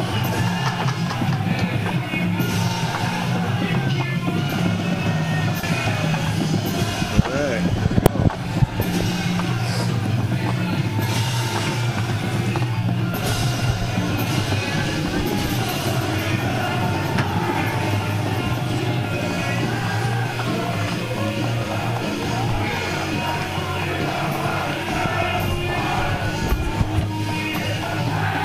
Welcome back on the MBN Network. You are watching Maverick football.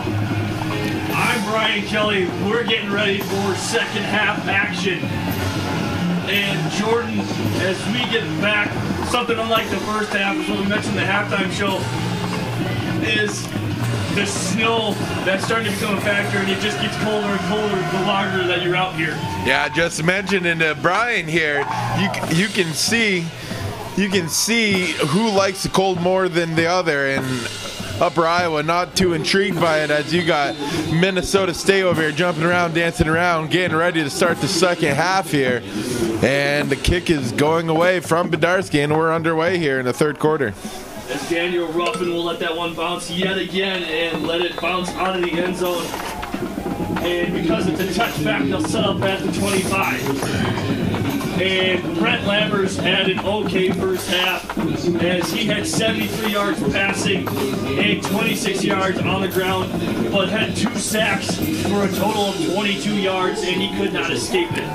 So that's one thing to me that he's got to look to clean up and get that passing game going, as he averages over around 300 yards a game exactly, as he was 299 point whatever. Yeah. But Brent Lammers, it looks like he's trying to do something, but that is not Brent Lammers out there right now. That's the backup quarterback, number 5, Jake Schumer. The ball's out. I think that ball was out, but they're going to say that he was down on the slide as he gets 9. Yeah, this pass rush has been very, very effective for the Mavericks here. And you see right away they go to a rollout pass there. You got to expect to see more of that, because this offensive line cannot hold up as seen here in the first half. And he's got to get outside the pocket and make some moves outside of it, as you just saw there. As it looks like we're going to see the backup sophomore, 6'2", 190, Jake Schumann. So far, this first drive, as Parmalee, is wrapped down and brought down by number 42, Jordan Bergeron. Yeah, good job by him identifying the run, playing over the top, getting the hands of the lineman off him, and filling the gap and making a good solid tackle in space, creating a 3rd and short here. Let's see if this defensive line can bow their chests and make a big stop in a 4th down try. And let's see, it's 3rd down and 1 for Schumann. Let's see what he has to answer for, as Brent Lammers is out. And the handoff to Parmalee. Dodge. Zach dodged the initial hit and met by Godel and Robertson. Yeah, that's that defensive line you see here that we're used to seeing here at Minnesota State, that is. Looks to be like they're bringing on the punt team. Not too surprising, as they're in their own territory, but right now you got to keep your heads up here if you're Minnesota State expecting a fake. I would here, because they got nothing to lose and they're down pretty substantially early in the 3rd quarter. As this is the second punt for the afternoon for Upper Iowa, as Keyshawn Davis and Justin Arnold are deep, but the wind is to them as he keeps it short, and he'll kick it on the side of Arnold, and that takes an Upper Iowa bounce and out of bounds inside the 35. That's a nice punt for going in the direction and how hard that wind is blowing. Yeah, not bad too for fumbling the snap there a little bit. Didn't catch it cleanly, and yeah, you're right, got away a good kick on not too many things going right on it. Maverick offense will take over here. Let's see what Nate Gunn and company's got in store here. As Schlichty will be the one to start under center for the Mavericks here in the second half. And I have to think with this lead, if they get 2 more scores, it's whether it's a touchdown or a field goal, you probably got to see, you think you're going to probably bring in Braven Kaiser at some point in this ball game. Yeah, absolutely. as Gunn gets the handoff from Schlichty, and Gunn is met in a wall of powder blue and white, and he'll gain nothing. Yeah, good job by the Upper Iowa defense, rallying to the ball, making a good gang tackle. Unable to get him to the ground, but still nonetheless lose about a half a yard. And when you see this, and I like to see this more as it seemed like earlier in the year when they were using two different backs in Taramina and Gunn and simultaneously doing it, they were moving the ball more efficiently on the ground. I'm not saying that Gunn hasn't done that. As Schlichty drops back to pass, he steps up in the pocket, receives some pressure, and he's going to step out and run. And he's going to slide at the 42, as that's a gain of about 3. Yeah, try to set up an option there with Arnold scampering up the sideline, but just ran out of time and real estate as they high-fived each other. They knew they had something, but just not enough room to make it happen. As that's a smart move by Schlichty, as it's 3rd and 9. It was a smart move by Schlichty just to not take the hit and just go down and out of bounds to save himself from having any injury, because that's the last thing we need probably going to here into the playoffs. Yeah, just not taking any unnecessary hit for a very little reward. Smart heads-up play and live to fight another down here. Schlichty drops back to pass as there's some nice blocking up front as he steps up in the pocket, finds Arnold, but nothing as the safety, number 7, Jordan Weinberg, hit him in the chest as he was not expecting anything of it to come to him. Yeah, that's one of those, you know, kind of ill-advised gunslinger throws there where maybe, again, he should have just kept it and kept that clock rolling. But, I mean, you got to like the effort and the willingness to still be attacking this Upper Iowa defense there. So, can't fault them too much. My goodness, is this when we hear it outside, it's just howling and moving around the snow. That does not help. And here's Benarski's first punt of the afternoon as he's kicking in his boot. As Ruffin will let that one drop and touched, but it wasn't corralled, and Ruffin will try to return it, but that will be a moot point as he looks to take it at the 20. Yeah, I bet he regretted that decision right away. I don't think there was a need to touch it there. Actually lost yards for the Peacocks there, as the ball would have been down about 4 yards in front of him, because number 36 of the Mavericks did touch the ball there. So kind of a mental mistake, but nonetheless, good job by Keyshawn Davis getting down the field. As here is the sophomore Jake Schumann back on, as we probably have seen the last of Lammers here this afternoon. Yeah, I wonder if it was injury or just a decision to get some reps here for the young man, but taking out your best offensive weapon is a bold strategy. And that's a nice tackle by Kate Johnson, as number 14, Brandon Tulloch, was the wide receiver. Tulloch is not exactly a tall man. He's 5'8", 185, but he's a guy that will get you the ground and pound that you need. Yeah, Upper Iowa's got a bunch of shifty players here. Not too many that are going to stand out in physical attributes, but guys that have done an okay job, and once they get the ball in the hand, getting some yards after the catch. Don't know what the identity is now without Lammers in, but we're going to find out here. As Schumann is in the shotgun formation, fake handoff normally, and he runs right in to number 49, Alex Goebel. Yeah, he was not fooled at all by that. Tried a little sprint out option there, and Godel and the rest of the Minnesota secondary had a good read on their read keys, so knowing good alignment and assignment football, and covered up every option and made a solid tackle for a loss. As it's 3rd down and 9 from their own 22. The Peacocks are looking to try to push something and make something of that was nothing to be originally had. Schumann, shotgun, drop back. Roberts, Palmy, tipped by Palmy, as both Palmy and Robertson were coming untouched on the edges. Yeah, great job. One of those things that you're coached to do. If you know you can't get there and you see that arm come up, that's when you get the hands up and try to get to deflect the ball like there. Because Parmalee had a chance. If he caught that ball, he had one man to beat, and he's a tough son of a gun to bring down by yourself. So that was an excellent job by the standout corner, Michael Palme. Great job. And for the second consecutive drive Upper Iowa brings on the punting unit. And this one is actually high, and Arnold will receive this one and fair catch it just 1 yard shy of midfield on his side. Yeah, doing exactly what that Minnesota State Maverick defense does. 3 and out and get to the sideline, get those coats back on. Great job there, second time in a row. And as we've said a couple times before, they don't get the big turnovers per se, although we've had a couple today. They sure know how to make it 3rd and long and make you punt the ball, as that was a fine example there. As we look on the side of Minnesota State, they got the coats on and everything is they're looking warm and toasty. But on the side is Taramina receives a handoff, and he's got some running room. As he threw on some sleeves, or maybe a sweatshirt at halftime, as he comes up limping, as he's holding his ribs right now, and that's not looking too good. Oh, maybe that's his shoulder. Yeah, hard to tell. He definitely got hit pretty good. Shane was blocking one of the corners and was chasing him down, and I may have clipped him up top there on the tackle. As we take a look here, and then on the side of Upper Iowa, everybody's just kind of standing around with no coat, and they're being tough, and they're just going to try to tough this one out. As Gunn takes the handoff, he's going to have the first down. Have the first down, and they're going to move the sticks. That's exactly what you want right there. Get a first down in 3 plays or so. Keep that clock ticking. Let's get out of here with any unnecessary risk.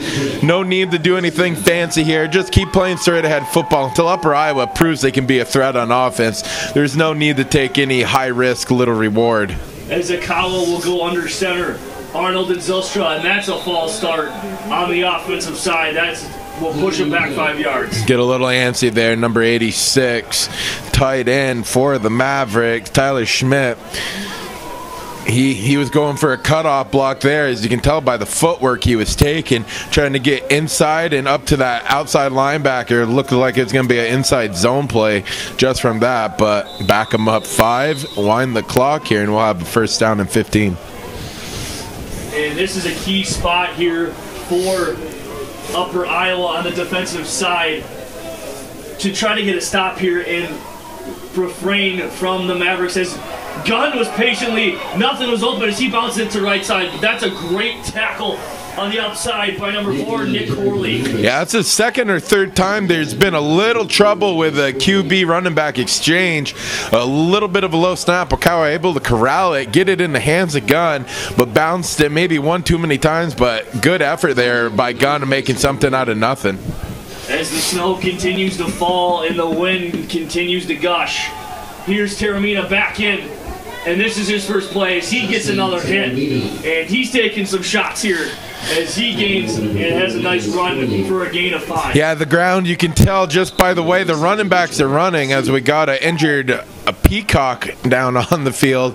You can tell by some of these guys are running, they're getting up on their tiptoes, meaning that field's getting harder and a little bit harder for those spikes to get into the ground. I'm sure these guys are rocking the 3/4 inch spikes, but still that ground's about as hard as a rock right now, and it's tough to get going. But good job using the blocks in front of them, Taramina that is, and making it another very 3rd and manageable here in the 3rd quarter. As the green starts fading away in the north end zone from all the snow that is falling here in Mankato. Akawa in the shotgun, Taramina to his left. Vance Barnes, the slot receiver, handoff to Taramina. Looking patiently, and he breaks through. Oh, wow. Taramina, gone! Wow, great job by Justin Taramina, able to keep his feet getting through the hole. There was some traffic there, and the Upper Iowa defensive lineman almost had him. But Taramina, great job tiptoeing through and then putting that foot in the ground and getting to the pay dirt zone for 6. As that drive did not take long for Minnesota State, as a penalty backed him up, but that proved to be a moot point. This running game really clicking here in the second half, doing exactly what you would want. Coming out, just having to run the ball, and like I said, not having to make decisions in the passing game. Got to be pleased with that effort there on that drive. And Benarski's extra point is good, putting the Mavericks up by 34. Yeah, you got to like this for Bedarski. Just showcase his skills a little bit in this weather, because I bet you folks he's going to be one you're going to see at the next level and definitely have a solid opportunity at finding a job in the NFL as he bangs it through. That ball's got to be about as hard as a rock, and I know I wouldn't want to put my foot to that ball.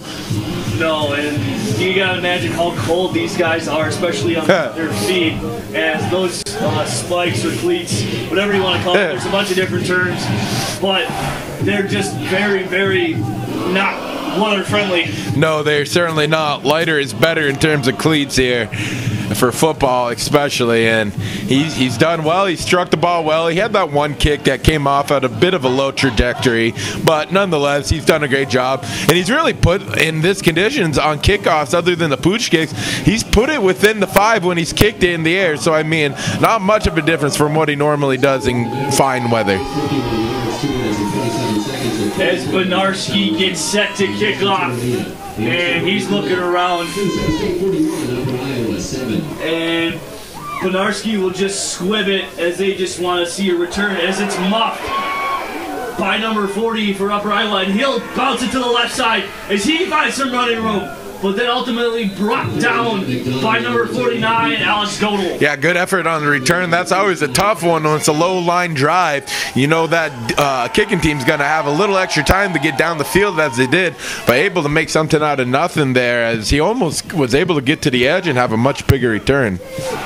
Sorry, I'm just not finding number 40 on my depth chart here as I continue to look around, so that is our apologies here. As Schumann is back out and facing the wind, as they look to probably continue to keep moving it on the ground as much as they can because the air. And as I say that, they go through the air. And Zach Robertson, as it looked like Schumann stared down Stevens, and Robertson read that like a book. And this is that, I'm not going to lie, this is exactly what they practice on Thursday. I got over just in time for the first team D to go against the scout team, and coach, the defensive backs coach here for the Mavericks, talking about just that, is that they're going to have that short stopping route to keep that corner from bailing and going with the long shot, but a good job by that slot corner of staying back and reading where that wide receiver sat down and getting in the passing lane. As the handoff to Parmalee was almost mishandled, and he'll just be pushed back as he was corralled by number 55. Justin Woody. And here comes in the pass rush gang, a lot like the Minnesota Vikings do on 3rd and long. Bring in 3 defensive linemen to get after it here. And that running game of Upper Iowa has come to a complete halt here. Lost all steam as Parmalee has his hands on his hip. The offensive line getting 0 push for the Upper Iowa team. This is a dangerous situation once again to be in, as you got all the pass rushers for Minnesota State out there. As Godel is the main man, as he's had himself one whale of a game. Sack. Schumann steps up and looks and finds his receiver, but was that still corralled? And they say, in fact, it was, as Keegan Pinter receives, as he catches the pass, gain of 12, and that's the Peacock first down. Yeah, good poise by Upper Iowa quarterback there. Jake Schumann able to worm his way in between 2 pass rushers as we got a Peacock down. We'll take a timeout here. Keegan Pinter, as he was shaken up on that last play, and it looks like he is holding his thigh possibly, as he came down hard on that ball. As that ball may have moved a little bit, but he's just shaking up on that right thigh. Yeah, good catch there. Definitely this ground is unforgiving at this point in time, and that ball, I think, may just knock the wind out of him a little bit. Hard to tell if they're looking at his leg, actually, so maybe not. Right around the knee area. Let's hope he's okay. Well, he did, in fact, land on both of his knees, so I can only imagine how bad that one kind of hurt is when it comes to the ground, as he gets up hobbling a little bit. And we start clapping in our booth for Keegan Pinter as we hope he returns to this ball game. Yeah, you got to wonder what kind of mentality does Upper Iowa have right now? Can they come out, still fight? You know, you're pretty much out of it at this point, barring some sort of miracle. You never say never. There's certainly still plenty of football to be played here. But you just got to hope that the mentality of your team is still strong, still willing to go out and fight for those extra yards, because so far right now, Minnesota State has dominated this 3rd quarter. as Schumann is in the shotgun formation. Schumann, handoff, and tripped up by number 4 there, I believe, for the Mavericks. Tyshawn and Brooks got off that block pretty quick and leveled the runner there. Good job by Zach Dodge as well as stringing that out, allowing Tyshawn and Brooks to make that play. As I'm trying to look for number 40, as I'm still having trouble trying to find his name, and here it is, it's McDonald. Michael McDonald is his name. I think it's what it is. Yeah, they're reaching deep into the depth chart today, maybe trying to get a look going forward for next year to see what these guys can do in game situation. As here's Schumann as, oh my goodness. Tate Johnson trying to come in, but shooken off Jack Schumann as Michael Buteau is the next one there to meet him. Yeah, Schumann's lucky he ducked down there, because if not, he would have got absolutely pummeled there by Kate Johnson. Good wherewithal to see that coming and avoided an even bigger hit. And one of the things that you notice if you're watching this game is the pink tape on the shoes of the Maverick players as they're paying tribute to breast cancer. And to everybody who's out there is affected, our best wishes are with you in your fight, and we hope that you can battle through it. Schumann, shotgun, McDonald is back as he airmails one intended for Stevens, and that is incomplete. They brought back, they had Bowen dropping coverage again, brought the same exact look they got an interception on, and another big 3rd and long stop, and the best team you ever want to see come on the field for an opposing team is that of the punt team. As Justin Arnold will in fact go back, and they won't have anybody else. And here comes on the punt. And is that number? It is Argueta Herrera. As his punt, fair cut by Arnold at the 40. And that's where Minnesota State will have 60 yards to go. And it looks like it will be Ryan Schlichty coming out for the Mavericks here on this drive. Yeah, don't expect too much in the air here with a score of 41-7. You won't be too disappointed if you get a first down or just take off 2 minutes here in 3 plays. You just want to start whittling this down and get out of here. Conditions are getting ugly, and you'd rather just take it easy and get some easy yards, couple first downs, run the clock down, and just play solid run game football. And Schlichty is going to drop back to pass. He's got some time. Great job. And wide open. And overthrows Justin Arnold on the wide open receiver.